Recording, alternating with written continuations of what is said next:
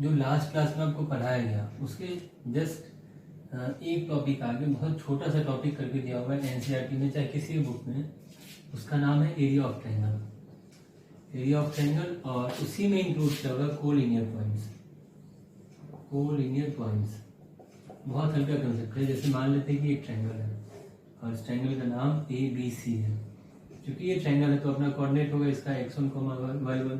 जो लोग 11th class पढ़े होंगे उनको ये समझ में आ रहा होगा x2, y2, क्योंकि 11th के लास्ट में कोऑर्डिनेट ज्योमेट्री था, स्ट्रेट लाइन में भी ये पढ़ना था।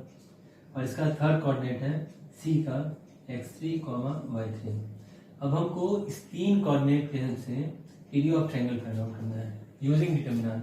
ऐसे तो area of triangle find out करने का कोऑर्डिनेट में भी बहुत सारा फॉर्मूला होता है, लेकिन पर्टिकुलरली अगर हमको डिटरमिनेंट के हेल्प से अगर इसका वैल्यू फाइंड आउट करना है तो उसका फॉर्मूला होता है area of triangle equals to half of determinant के अंदर इस दोनों को यहाँ कॉपी करेंगे, x1, y1 लास्ट में 1 लिखना है। इस दोनों को कॉपी कर रहा हूँ x2, y2 लास्ट में 1, और फिर इस दोनों को कॉपी x3, y3 लास्ट में 1 लिख रहा हूँ। बस इसको खाली सॉल्व कर लेना है। वैसे ही अगर तीन पॉइंट्स कोलिनियर है और हमको दिखाना है कि A, B, C कोलिनियर है, ये दिखाना है। कोलिनियर का मतलब तीन पॉइंट्स अगर एक ही लाइन पे लाई करें तो वैसे तीन पॉइंट्स को कोलिनियर पॉइंट्स बोल रहे होते हैं। मतलब अगर तीनों पॉइंट्स एक ही लाइन पे अगर लाई करता है इसका मतलब इससे, इससे और इससे, इस तीनों की हेल्प से कोई भी ट्रायंगल नहीं बन सकता है। If 3 points lie on the same straight line, we can never form a triangle with the help of these 3 points. कभी ये हल्का सा भी इधर हो गया तो हम तो एक ट्रायंगल फॉर्म कर सकते हैं, नीचे भी हो गया तो एक ट्रायंगल बना सकते थे, लेकिन अगर इसी पे हो जाए तो हम ट्रायंगल बना ही नहीं सकते हैं। इसका ये मतलब हुआ कि अगर तीन पॉइंट्स कोलिनियर है मतलब एक ही लाइन पे है तो उस तीनों पॉइंट की हेल्प से ट्रायंगल नहीं बन सकता है। इसका मतलब हम ये लिख सकते हैं कि if 3 points are collinear then area of triangle formed by them is 0। हो सकता है नहीं समझ में आया होगा। इसका हिंदी ये हुआ कि अगर तीन पॉइंट्स आपस में कोलिनियर हैं तो उससे जो ट्रायंगल फॉर्म होगा, एक्चुअली ट्रायंगल तो फॉर्म होता ही नहीं है, उसी चीज को वर्ड्स में ऐसे लिखा जा रहा है कि area of triangle form by them is 0। Triangle बना ही नहीं तो जो ट्रायंगल का एरिया होगा वो 0 होगा। अगर इस तीनों पॉइंट से ट्रायंगल बन ही नहीं रहा है, ट्रायंगल जब बनेगा ही नहीं तो कोई एरिया होगा ही नहीं, और कोई एरिया होगा ही नहीं मतलब उसका वैल्यू कितना हो जाएगा, 0 हो जाएगा। मतलब अगर तीन पॉइंट्स को कोलिनियर दिखाना है, ये x1, y1 है, इसका कोऑर्डिनेट x2, y2 दिया हुआ है और इसका कोऑर्डिनेट x3, y3 दिया हुआ है, तो यहाँ पे अगर तीन पॉइंट्स ऐसे कोलिनियर दिखाना है तो मैं ऐसे दिखा रहा हूँ half of x1, y1 1, x2, y2 1 and x3, y3 1, ये 0 के बराबर होना चाहिए। बस इसका मतलब ये 2 क्रॉस मल्टीप्लाई होकर 0 हो जाएगा, इसलिए बुक में डायरेक्ट लिखा रहता है कि ये बराबर 0 होना चाहिए। ये समझ में आ गया होगा। बहुत सिंपल टॉपिक है। इस पे 2-3 क्वेश्चन देख लीजिए तो पूरा क्लियर हो जाएगा। इसमें ज्यादा स्ट्रेस लेने की जरूरत नहीं, बहुत आसान है। डिटरमिनेंट आता है तो इसको बना सकते हैं, लेकिन याद रखना है कि कैसे लिखना है। x1, y1 1, x2, y2 1 and x3, y3 1। जैसे क्वेश्चन है लेट a ब्रैकेट में 1, 3, b ब्रैकेट में 0, 0 and C bracket within bracket k, 0 be 3 points such that area of triangle ABC equals to 3 square unit, then find k। ना बहुत आसान question है। अगर ये तीनों पॉइंट से एक ट्रायंगल बनाया जा रहा है, इस तीनों पॉइंट से एक ट्रायंगल बनाया जा रहा है तो उस ट्रायंगल से जो एरिया बनेगा उसका वैल्यू 3 दिया हुआ है। इसका मतलब स्टेटमेंट क्या लिख रहे होंगे, if a, b, c are the vertices of a triangle ABC it means that area of triangle, जो क्वेश्चन में पहले से गिवन है, क्वेश्चन में पहले से दिया हुआ है कि area of triangle ABC equals to 3 square unit. इसका मतलब इसके जगह कितना लिख सकते हो, 1/2 टाइम्स ऑफ x1, y1 मतलब 1, 3, 1, लास्ट में 1 फिक्स है, 1 1 सब में फिक्स है, 0 0 लास्ट में कितना लिखा जाएगा k0 इक्वल्स टू 3। अब ये 2 इधर ये 2 इधर ट्रांसफर होकर कितना हो जाएगा 6। इसका मतलब इसको लिख सकते हैं 1 0 k 3 0 0 1 1 1 इक्वल्स टू 3 2 6 हो जाएगा। ये 2 लिखा हुआ है, ये 2 इधर मल्टीप्लाई होकर 6 हो जाएगा। अच्छा, ये तो हम लोग बोलते हैं डिटरमिनेंट है, लेकिन इसको मॉड भी एज ए मॉड ट्रीट किया जाता है। ये समझ में आएगा क्यों मॉड बोलते हैं इसको। जब हम 1 लिख रहे होंगे तो 0 - 0 0 3 के लिए 0 माइनस का 0। अच्छा, फिर इसके लिए 1 के लिए लिखा होगा 0 माइनस का 0, सब 0 हो गया। जैसे क्वेश्चन में देगा 0 के 0 3 पॉइंट सब 0 हो गया। 0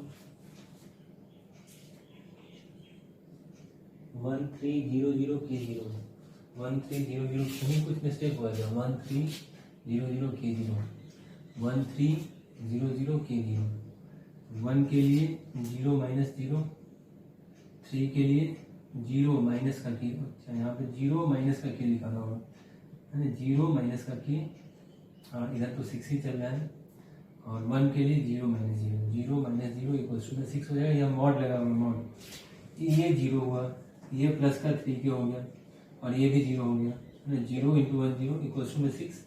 जब ये डिटर्मिनेंट यहाँ से हटता है, मतलब जब ये मॉड हटेगा, अंदर वाला वैल्यू तो वैसे ही दिखाएगा, बराबर में हमको प्लस माइनस 6 लिखना है। इसका रीजन ये होता है कि जो एरिया ऑफ ट्रायंगल है, अगर मान लेते हैं कि ये नहीं दिया हुआ होता, हो सकता था कि इससे आंसर निगेटिव आए। होता है कि डिटर्मिनेंट को अगर हम सॉल्व कर रहे होते हैं तो पॉजिटिव आंसर भी आता है, निगेटिव भी आता है। अगर हम गलती से निगेटिव, जैसे मान लेते हैं -4 आ गया, उसमें 2 का डिवाइड किया -2 लिख दिया, तो -2 लिखना गलती इसलिए हो जाएगा क्योंकि एरिया ऑफ ट्रायंगल कभी भी निगेटिव वैल्यू को, एरिया ऑफ ट्रायंगल कम से कम कितना 0 हो सकता है, 0 से कम हो नहीं सकता है।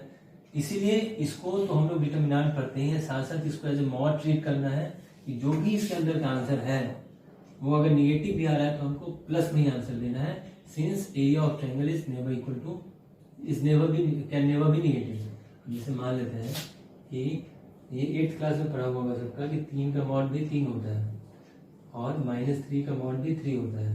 इसका मतलब कभी क्वेश्चन में x इक्वल्स टू 4 लिख दिया, x का वैल्यू क्या होगा, तो हमको +-4 आंसर देना होता है। कोई पूछे क्यों, तो +4 अगर रख दे तब भी आंसर 4 मिलेगा, -4 रख दे इसमें तब भी उसका मॉड 4 ही मिलेगा। इसका मतलब मॉड जब भी हटता है तो सामने वाले वैल्यू पे प्लस माइनस दोनों आता है। इसका मतलब जब ये मॉड हटा तो यहाँ पे +-6 हो गया। इसका मतलब k इक्वल्स टू 3 से कट जाएगा 2 बार में, मतलब +-2 आंसर होगा। तो जब भी एरिया ऑफ ट्रायंगल में इस तरह का क्वेश्चन है, k के नाम पे कुछ भी वेरिएबल फाइंड आउट करना है, तो उसका आंसर हमेशा 2 आ जाता है। और आपको जब ये ऑब्जेक्टिव, ये कभी भी सब्जेक्टिव में क्वेश्चन नहीं आएगा, जब भी आएगा तो ऑब्जेक्टिव में आएगा। और ऑप्शन दे देता है +2 फिर -2 फिर +-2, तो ऐसा नहीं कि +2 में या खाली -2 में लगा दी, जिस ऑप्शन में दोनों होगा उसमें हमको टिक लगाना है। ये एक क्वेश्चन हो गया।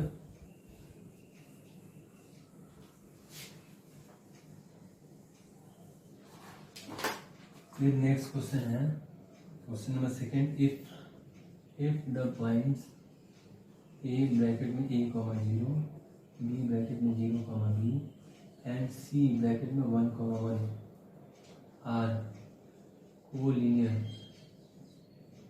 Then prove that 1/a + 1/b = 1। ये प्रूव करना है। एक और क्वेश्चन है, जैसे वही बात हो गया कि अगर ये तीनों पॉइंट्स कोलिनियर है तो यहाँ पे लिखना होगा सॉल्यूशन में, if a, b and c are collinear, अगर ये तीनों कोलिनियर है, इसका मतलब इस तीनों के थ्रू जो ट्रायंगल बना उसका एरिया 0 हो जाएगा। Implies area of triangle ABC = 0। इसका मतलब कितना हो गया, हाफ ऑफ ABC का एरिया कैसे लिखते हैं, A0 1 फिर 0B 1 फिर लास्ट में 1 1 1, है ना, ये दोनों फिर 1, ये दोनों फिर 1 और फिर ये दोनों फिर 1 इक्वल्स टू में 0। ये इस 2 का कोई काम ही नहीं है, ये 2 का क्रॉस मल्टीप्लाई होगा 0 से, खत्म हो जाएगा। और सिर्फ इसको हमको ओपन कर देना है, A टाइम्स ऑफ B -1 फिर 0 के लिए 0 ही लिखा रहेगा, और लास्ट में ये 0 के लिए ब्रैकेट में लिखना, 0 के लिए ये 0 -1 और लास्ट में जो 1 है 1 ये वाला, उसके लिए 0 -b लिखा और इक्वल टू में 0 होगा। इसका मतलब इसका मल्टीप्लाई होगा AB -A 0 और -b इक्वल टू में 0 हो जाएगा। इसका मतलब हम AB इक्वल टू में A + b लिख सकते हैं, और क्योंकि हमको एक तरफ 1 लाना है तो हम दोनों साइड AB का अगर डिवाइड कर दें, इधर भी उधर भी, डिवाइडिंग बोथ साइड, दोनों तरफ AB का डिवाइड करते हैं तो ये 1 बन जाएगा। A के नीचे भी AB आएगा और B के नीचे भी AB आ रहा होगा, तो B से B, A से A कट जाएगा, 1 = 1/b + 1/a आएगा। ये इसका प्रूफ होगा। क्वेश्चन ऐसे बनाइएगा, नोट कर लीजिए एक बार सबको।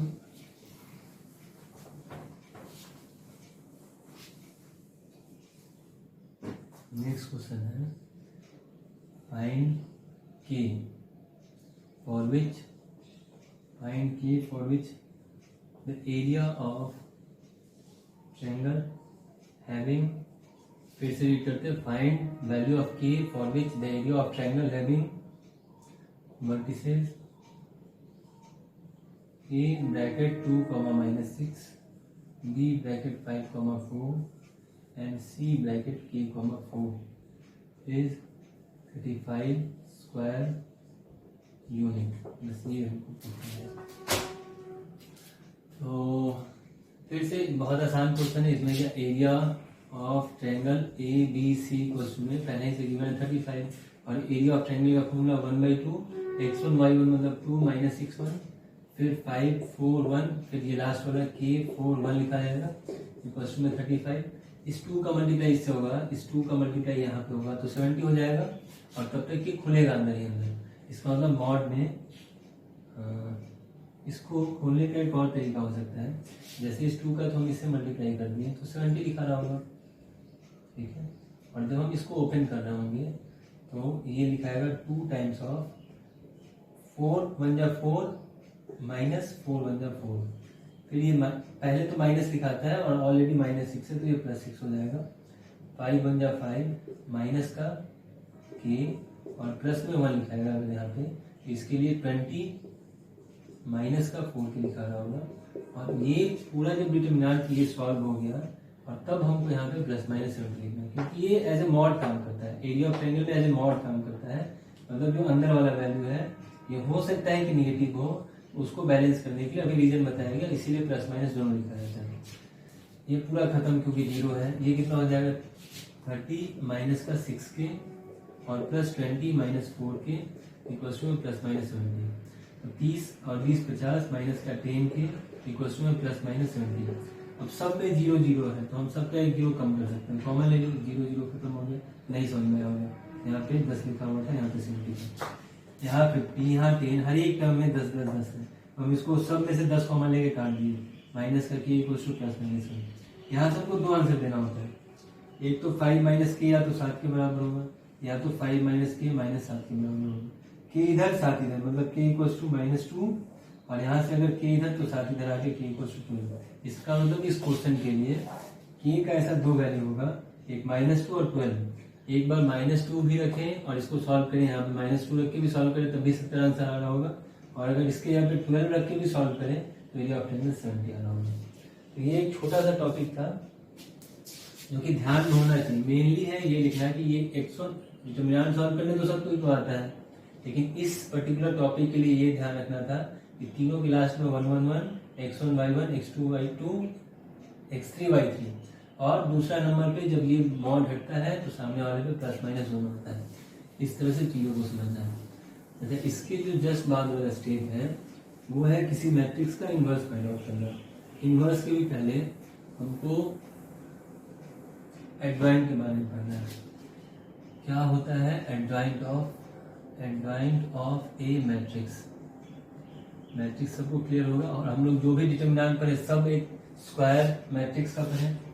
तो ये एडजॉइंट ऑफ मैट्रिक्स क्या होता है, जैसे मान लेते हैं कि ए इक्वल्स टू में मैट्रिक्स के अंदर लिखा हो 1 2 1 0 2 0 1 3 एंड 1 2 3 मान लेते हैं, ऐसे कोई नंबर मान लिया अपने से, कोई एक मैट्रिक्स मान लिया जिसका ऑर्डर 3 2 3 है, 3 क्रॉस 3 का है। इसको हम ये भी बोल सकते हैं कि A is a matrix of order 3, A is a 3 cross 3 matrix, दोनों तरीका से बोला जा सकता है। ये A is a square matrix of order 3, square matrix बोलने का ही मतलब हो गया कि 3 क्रॉस 3 का ही मैट्रिक्स है। इसमें अगर हमको एडजॉइंट फाइंड आउट करना है, हालांकि इसको बहुत लंबा खींचा जाता है लेकिन उस तरह से नहीं पढ़ना है बहुत आसान चैप्टर। अगर हमको एडजॉइंट फाइंड आउट करना है किसी भी मैट्रिक्स का, अगर एडजॉइंट फाइंड आउट करना है तो उसके पहले हमको माइनर फाइंड आउट करना होता है, माइनर के बाद को फैक्टर फाइंड आउट करना होता है, और को फैक्टर निकल जाए तो एडजॉइंट आ जाएगा। देखिए माइनर कैसे फाइंड आउट करते हैं। अगर हमको इसका माइनर फाइंड आउट करना है, बहुत अच्छे से समझना है क्योंकि इस पे 4 मार्क्स का क्वेश्चन आता है फाइनल एग्जाम में। माइनर ऑफ, अगर हमको ए फाइंड आउट करना है, हर एक एलिमेंट का माइनर फाइंड आउट करना होता है। एक बार धीरे धीरे स्टेप वाइज बता देते हैं, फिर फास्ट बता रहा हूँ। इसका मतलब माइनर ऑफ, अगर हमको इस 1 1 का मतलब हो गया जो पहले रो और पहले कॉलम पे बैठा हुआ है, जो पहले रो और पहले कॉलम मतलब इस एलिमेंट का माइनर फाइंड आउट करना है। तो उसके लिए हम लोग इसको और इसको छोड़ते हैं, इस पूरे को डिटरमिनेंट करने देते हैं 1 3 2 3 और इसको बस क्रॉस मल्टीप्लाई करते हैं 3 - 6 3 - 6 -3 होगा। वैसे ही अगर इसका फाइंड आउट करना है, मतलब ये दूसरा रो पहला कॉलम पे है, दूसरे रो पहले कॉलम पे है, तो इसके लिए क्या लिख रहा हूँ, ये खत्म होगा, ये खत्म होगा, बच जाएगा 0 1 3 3 इक्वल्स टू में 0 -3, इसका मतलब आंसर आना होगा -3। वैसे ही अगर हमको ये 3 1 फाइंड आउट करना है, तो इसके लिए ये खत्म होगा, बच जाएगा ये 0 1 1 2, इसका मतलब 0 -1, ओवरऑल -1 आंसर होगा। ये सब तो समझ में आ रहा होगा कि अगर हमको कभी minor of A matrix find out करना है, तो हम उस मैट्रिक्स में जैसे 1 के लिए जो आंसर है उसको यहाँ पे लिख रहा हूँ, 2 के लिए जो आंसर आया उसको यहाँ पे लिख रहा हूँ, फिर 1 के लिए जो आंसर आया माइनर उसको यहाँ पे लिख रहा हूँ। तो सिमिलरली हम लोग इसका भी माइनर फाइंड आउट कर सकते हैं। अब ये मन ही मन सोचिएगा कि 0 का अगर माइनर फाइंड आउट करना है तो ये खत्म होगा, ये खत्म होगा, तो 2 3 या 6 -2, 6 -2 मतलब 4। वैसे ही अगर इसका फाइंड आउट करना है तो ये और ये एलिमिनेट होगा, इसको पूरे को सॉल्व करेंगे तो 6 - 1 5 आ रहा होगा, ये 3 2 या 6 -1, यहाँ से 5 मिला होगा। वैसे ही इसका अगर फाइंड आउट करते हैं, ये गलती लिखा 5 यहाँ पे लिखाना चाहिए, इस 1 का फाइंड आउट करते हैं तो 1 3 या 3 -1, 3 -1 मतलब 2, फिर इस 2 का अगर फाइंड आउट करते हैं तो ये और ये खत्म होगा 3 - 0 3, फिर इस 3 के लिए अगर फाइंड आउट करते हैं, नहीं पहले ये, इसके लिए ये खत्म होगा तो 2 - 2 0 हो जाएगा, और 3 के लिए ये खत्म होगा तो 1 - 0 1 होगा। ये समझ में आ गया होगा सबको। एक बार रिवाइंड करके देख लीजिएगा, अगर नहीं समझ में आया होगा तो। जिस भी एलिमेंट का माइनर फाइंड आउट करना है उसके रो और कॉलम को हटा के जो बच जाएगा उसको सोचना है, और जो आया उसका खाली क्रॉस मल्टीप्लाई करके हमको आंसर उसके यहाँ पे लिख देना होता है। बहुत सिंपल है। अब माइनर से हमको को फैक्टर निकालना होता है, को फैक्टर ऑफ ए अगर हमको फाइंड आउट करना है, तो जैसे ये डिटरमिनेंट सॉल्व करते समय पढ़ाया गया है, यहाँ पे plus minus plus minus plus minus और प्लस माइनस प्लस साइन होता है, अल्टरनेट साइन होता है, प्लस माइनस प्लस ऊपर भी और प्लस माइनस प्लस नीचे भी, और बीच में माइनस प्लस माइनस। जिसको नहीं समझ में आया, plus minus plus minus plus minus alternate होते जाए, यहाँ से ऐसे कैसे भी घूम जाए सब अल्टरनेट होगा, लेकिन हमेशा स्ट्रेट लाइन में घूमना है। ठीक है, या ये भी याद रख सकते हैं कि जो डायगोनल में है वो हमेशा प्लस होता है, उसको छोड़ के बाकी सब माइनस होता है। तो को फैक्टर लिखने का यही तरीका होता है कि जो माइनर आ गया उसमें जो भी एलिमेंट्स आया है उसके साइन को चेंज करना है अकॉर्डिंग टू दिस साइन, मतलब जहां जहां प्लस लिखा हुआ है उस पे बैठे हुए एलिमेंट का साइन नहीं चेंज करना है, और जहां माइनस है उस पे बैठे हुए एलिमेंट का साइन चेंज करना है। जैसे ये प्लस के पास है तो -3, ये माइनस के पास बैठा हुआ है तो इसका साइन चेंज मतलब गियर चेंज हो जाएगा, मतलब -4। अच्छा, इसका साइन प्लस है तो प्लस का 5 ही रहेगा, इसका साइन माइनस में है और ये माइनस के पास बैठा हुआ है तो ये प्लस का 3 हो जाएगा। ये प्लस के पास ही है तो कोई साइन चेंज नहीं, माइनस के पास है तो ये -3 लिखा रहा होगा, ये प्लस के पास है तो कोई साइन चेंज नहीं, माइनस है 0 पे कोई इफेक्ट नहीं पड़ेगा, और ये प्लस के पास है तो 1 लिखा रहा होगा। माइनस के पास है अगर कोई एलिमेंट बैठा हुआ तो अगर प्लस में है तो माइनस लिखेंगे, माइनस में तो प्लस लिखेंगे। अब इसके बाद एडजॉइंट निकालना होता है। अगर इसी मैट्रिक्स का अगर हमको adjoint of A find out करना है तो बस जो को फैक्टर आया यहाँ लिख देते हैं, को फैक्टर ऑफ ए का सिर्फ ट्रांसपोज कर देना है हमको। ट्रांसपोज सबको समझ में आता होगा, जो रो में है जो कॉलम में है वो रो में चला जाता है, पहले कॉलम को पहले रो में लिख देते हैं, मतलब 3 3 -1, फिर सेकेंड जो रो है उसको सेकेंड कॉलम में लिखना होता है, -4 2 0, और जो थर्ड कॉलम है उसको थर्ड रो में लिखना होता है 5 -3 और 1 हो जाएगा। तो ये एक प्रोसेस है एडजॉइंट फाइंड आउट करना है, जो कि देखने में तो लगता है कि बहुत आसान है, लेकिन जब आप बनाने जाइएगा 1-2 क्वेश्चन बनाइएगा तो आपको खुद पता चल जाएगा कि कितना टाइम लग जाता है। Unless and until you have this speed, you cannot have command on these kind of questions. तो आपको कम से कम इस पे 5 से 10 क्वेश्चन करना ही है कि how to find out adjoint, क्योंकि जब हम लोग किसी मैट्रिक्स का इनवर्स निकालने होते हैं तो हमको इतना स्टेप करना ही होता है, एडजॉइंट आने के बाद ही हम किसी मैट्रिक्स का इनवर्स निकालते हैं। हालांकि बता ही देते हैं यहाँ पे कि जो अगर हमको किसी मैट्रिक्स का इनवर्स फाइंड आउट करना है तो सिंपल होता है, जो एडजॉइंट ऑफ ए आया उसमें उस मैट्रिक्स के डिटरमिनेंट वैल्यू से डिवाइड कर देते हैं। यही फॉर्मूला होता है ए इनवर्स का। किसी मैट्रिक्स का अगर हमको इनवर्स फाइंड आउट करना है तो पहले उसका एडजॉइंट फाइंड आउट करना होगा, और जो आंसर आएगा उसमें उसके डिटरमिनेंट वैल्यू से, मतलब अगर ये मैट्रिक्स ए है तो हमको पहले इसका डिटरमिनेंट निकालना होगा। डिटरमिनेंट मतलब ये डब्बा, ये अपना कपड़ा बदल लेगा ऐसे, ये जो डब्बा ऐसे है ये ऐसे बन जाएगा 1 2 1 0 1 3 एंड 1 2 3। अब इसको सॉल्व करना आता है, जो भी आएगा आंसर उसको नीचे लिखना होगा। और एडजॉइंट ऑफ ए, किसी मैट्रिक्स का अगर एडजॉइंट निकालते हैं वो तो वो खुद एक मैट्रिक्स होता है, और ये मैट्रिक्स यहाँ पे कॉपी होगा और मॉड ए जो यहाँ से आएगा वो नीचे कॉपी होगा। मान लेते हैं कि इसको अगर यहाँ लिखते हैं और इससे अगर 2 आंसर आया तो 2 नीचे लिखाएगा, और 2 से किसी मैट्रिक्स में डिवाइड करने का मतलब हर एक एलिमेंट में 2 का डिवाइड हो रहा होगा। तो इस तरह से हम लोग इनवर्स निकालने होते हैं। फिर से रिपीट कर देते हैं। To find out inverse of any matrix, firstly we need to find out the determinant value of that matrix, and secondly adjoint of that matrix. और एडजॉइंट फाइंड आउट करने के लिए फर्स्ट स्टेप होना चाहिए minor find out करना, second step cofactor का transpose करने से एडजॉइंट मिलता है। माइनर फाइंड आउट करना आसान है, वो रिपीट करके आप लोग देख लीजिएगा, समझ में आएगा।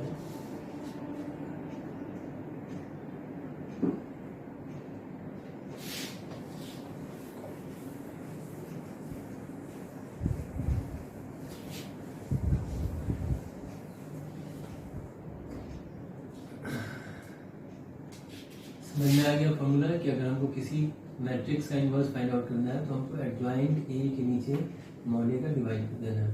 तो ये तो पहले 3 into 3 का बता दिए। क्वेश्चन में अगर आया कि find A inverse of A equals to 2 3 और 4 और यहाँ पे मान लेते हैं 7 लिखा हुआ है, इस मैट्रिक्स का हमको इनवर्स फाइंड आउट करना है। बहुत सिंपल स्टेप है इसके लिए, सब वही स्टेप होगा, पहले माइनर को फैक्टर, फिर एडजॉइंट फाइंड आउट करना, फिर मॉड फाइंड आउट करना, फिर डिवाइड करना। तो पहला काम मेरा होना चाहिए माइनर ऑफ ए अगर हम फाइंड आउट करते हैं तो अब जैसे माइनर निकालते कैसे थे, यहाँ पे अगर 2 है तो इसके सामने वाले रो और कॉलम को अगर हटा देते हैं तो सिर्फ 7 बचेगा। वो 3 into 3 वाले में 4 बच रहा था तो उसको सॉल्व करते हैं, क्योंकि यहाँ पे एक ही बचेगा तो उसको यहाँ पे लिख देंगे। इसको सॉल्व किए तो 7 है, 4 को देखें तो ये खत्म होगा तो 3 बच जाएगा, जो कि यहाँ लिखा रहा हूँ। 3 को देखें तो ये खत्म तो सिर्फ 4 बच रहा होगा, और 7 को देखें तो ये और ये खत्म होगा तो सिर्फ 2 बच रहा होगा, यहाँ पे लिखा रहा हूँ। आ रहा होगा सबको समझ में कि अगर हमको माइनर निकालना है तो जिस भी एलिमेंट का माइनर निकालना है उसके सामने वाले रो और कॉलम को हटा देते हैं, और जो बचता है उसको यहाँ पे कॉपी करके लिख देते हैं। 3 into 3 के टाइम पे जैसे 1 2 3 4 5 1 0 1 2 है, तो अगर इसका माइनर निकालना होता है तो ये हटता है, तब उस टाइम पे 4 बचता है, तब इसका क्रॉस मल्टीप्लाई करके आंसर लिख रहे होते हैं। यहाँ पे एक ही बच रहा है तो एक ही को लिख रहे होंगे। अब हमको करना क्या है, ये तो माइनर है, अब अगर हमको cofactor of A find out करना है तो कोफैक्टर में बस साइन अल्टरनेटली चेंज होता है, ये प्लस की जगह पे ये माइनस, ये प्लस माइनस, प्लस आया तो माइनस लिखाएगा, प्लस के बाद माइनस, फिर 3 होता है तो प्लस आता है, फिर प्लस के बाद माइनस और फिर माइनस के बाद प्लस लिखाएगा। हमेशा अल्टरनेटिवली चेंज होता है। 3 क्रॉस 3 में अलग सीन हो जाता है वहाँ पे, यहाँ पे प्लस माइनस प्लस होता है, फिर प्लस के बाद माइनस प्लस माइनस, फिर माइनस के बाद प्लस माइनस प्लस हो जाता है। यहाँ पे भी सेम काम करना है, प्लस माइनस प्लस, लेकिन वहाँ यहाँ प्लस करेंगे तो फिर गलती हो जाएगा। 2 into 2 में कुछ और तरीका से करना होता है, प्लस माइनस आया तो अगर यहाँ पे प्लस लिख देते हैं तो सेम साइन हो जाएगा, तो प्लस के बाद इधर भी माइनस इधर भी माइनस, और प्लस के बाद यहाँ माइनस लिखा है तो यहाँ प्लस, यहाँ माइनस है तो यहाँ प्लस, इस तरह से बैलेंस करना है, कंफ्यूज नहीं होना है। प्लस के बाद माइनस, जैसे प्लस माइनस प्लस है तो इसके बाद हम माइनस लिख सकते हैं, क्योंकि इसके लिए भी माइनस हुआ, और इसके बाद यहाँ भी माइनस लिख सकते हैं, इसके बाद यहाँ प्लस, मतलब कोई भी दो सटा हुआ साइन सेम नहीं होना चाहिए एक्सेप्ट डायगोनल। अगर हम ऐसे जाएं चाहे ऐसे जाएं चाहे कैसे भी जाएं सीधा लीनियर में, तो साइन चेंज होना चाहिए, डायगोनल एक्सेप्शन। वैसे ही यहाँ पे प्लस के बाद माइनस, प्लस के बाद माइनस, प्लस के बाद माइनस, प्लस के बाद, कोई भी दो सामने एडजेसेंट जो साइन है वो सेम नहीं होना चाहिए। इसको घटा देते हैं यहाँ से, साइड में ले देते हैं, plus minus minus plus, plus की जगह पे 7 लिखा है, माइनस की जगह पे है तो ये -3 लिखा रहा होगा, माइनस की जगह पे तो माइनस की जगह पे है ये तो साइन चेंज होगा, और प्लस की जगह पे है तो ये 2 ही रहेगा। फिर उसके बाद कोफैक्टर ऑफ ए हो गया। अब हमको मॉड ए फाइंड आउट करना है, नहीं कोफैक्टर के बाद हमको adjoint of A find out करना है। एडजॉइंट ऑफ ए का मतलब क्या है, जो कोफैक्टर आया उसका ट्रांसपोज करना है। ये ऐसे घूम जाएगा, 7 - 4 जो रो कॉलम है वो रो में चला जाएगा, और जो सेकेंड कॉलम है वो सेकेंड रो आ जाएगा, मतलब -3, 2। फिर हमको माइनर, फिर कोफैक्टर, फिर एडजॉइंट ऑफ ए निकाले, इसको हटा देते हैं यहाँ से। और यहाँ पे हमको determinant of A find out करना है। डिटर्मिनेंट ऑफ ए का मतलब होगा कि ये डब्बा चेंज हो जाएगा 2, 4, 3, 7, और इसको सॉल्व कर रहे होंगे तो 2 × 7 - 3 × 4, इसका मतलब 14 - 12 मतलब कि 2 आंसर होगा। ये सब तो आंसर होगा। अब ए इनवर्स का फॉर्मूला क्या होता है, adjoint of A divided by mod. Adjoint of A मतलब ये वाला वैल्यू आया हुआ है, मतलब 7 - 3 - 4 2 में डिवाइड कर रहे होंगे हम 2 का मतलब मॉड ए का, और 2 का डिवाइड करने मतलब सब में 2 का डिवाइड होगा, 7/2 - 2 - 3/2 1। ठीक है, सबको समझ में आ रहा होगा। ये तो हो गया इसका पूरा एक लॉन्ग प्रोसेस हो गया। 2 × 2 को कभी ऐसे नहीं बनाना होता है, बस एक बार दिखाएं कि आप लोग को समझा दिए। 2 × 2 को बनाने का सबसे बेस्ट तरीका, ये तो समझ में आ गया होगा, इसको यहाँ से हटा देते हैं। अगर हमको 2 × 2 मैट्रिक्स का एडजॉइंट फाइंड आउट करना है तो सिंपल याद रखना है, ये जो ऐसे लिखा है ये डायगोनल, इसको हमको बस इंटरचेंज कर देना। देख लीजिए यहाँ पे 2 नीचे आ गया, 7 ऊपर चला गया, और ये अब नहीं जगह पे रहेगा, सिर्फ साइन चेंज होगा, तो ये इंटरचेंज होगा। और ये जो डायगोनल है इसका साइन चेंज होगा, मतलब एडजॉइंट ऑफ ए डायरेक्ट लिखना है 2 × 2 का, तो 7 यहाँ पे, 2 यहाँ पे, 3 अपने ही जगह पे साइन चेंज के साथ, और 4 अपने ही जगह पे रहेगा साइन चेंज होने से। और फिर यहाँ से हम मॉडल फाइंड आउट कर सकते हैं इसका, 7 × 2 = 14, 3 × 4 = 12, आंसर आ रहा होगा 2। अब हमको सिर्फ ए इनवर्स निकालने के लिए इसमें इसका डिवाइड करना है, तो हमको पता है इसमें इसका डिवाइड होगा 7/2 - 2 - 3/2 होगा।